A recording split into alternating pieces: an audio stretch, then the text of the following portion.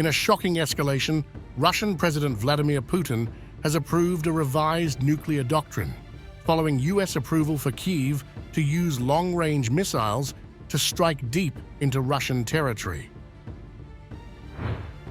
This revision makes it clear Russia could now consider using nuclear weapons in response to a conventional missile attack, especially if backed by a nuclear power.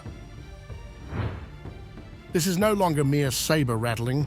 Russia's nuclear response is now one step away, and that step could change the course of the war and the world. The Ukrainian army cannot do this on its own. That's why what's happening now is all being done by NATO officers. The only question is whether they will allow themselves to strike deep into Russian territory or not. That's the question. Naturally, we will have to respond accordingly. How to respond? When? Where exactly? It's too early to discuss that. But, of course, our Ministry of Defense is thinking about this and will propose various response options. This decision sends a stark warning to the West, signaling a dramatic shift in Moscow's nuclear strategy amid the ongoing conflict with Ukraine. The escalation is a direct response to the Biden administration's approval for Ukraine to use American long-range missiles, particularly the ATCMS, to strike deep into Russian territory. The Kremlin views this as a provocative move, one that could embolden further Western involvement in the war. Putin's nuclear doctrine is Russia's countermeasure to this perceived threat.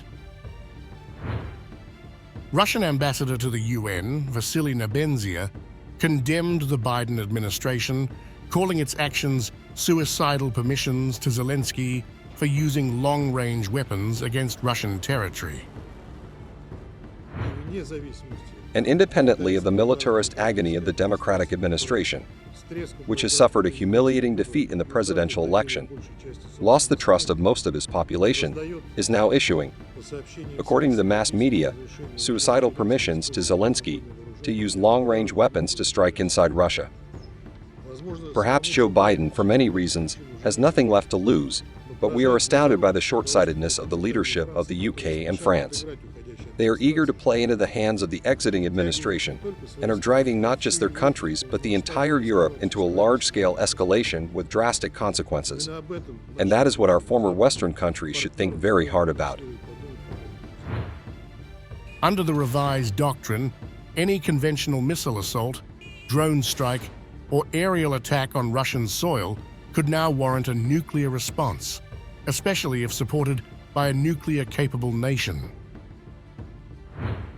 Putin's decision to formalize this stance in Russia's nuclear strategy is a clear warning to the US and NATO.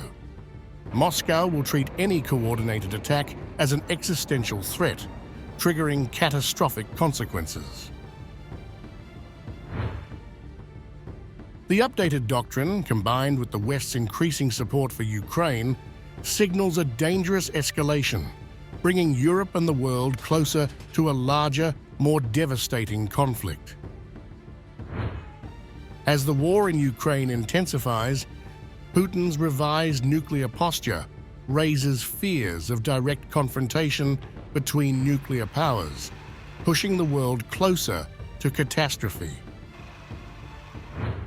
With both sides locked in a high-stakes standoff, the risk of a miscalculation or further provocation escalating into a global conflict is rising. The world stands on the brink, with the shadow of World War III looming larger than ever.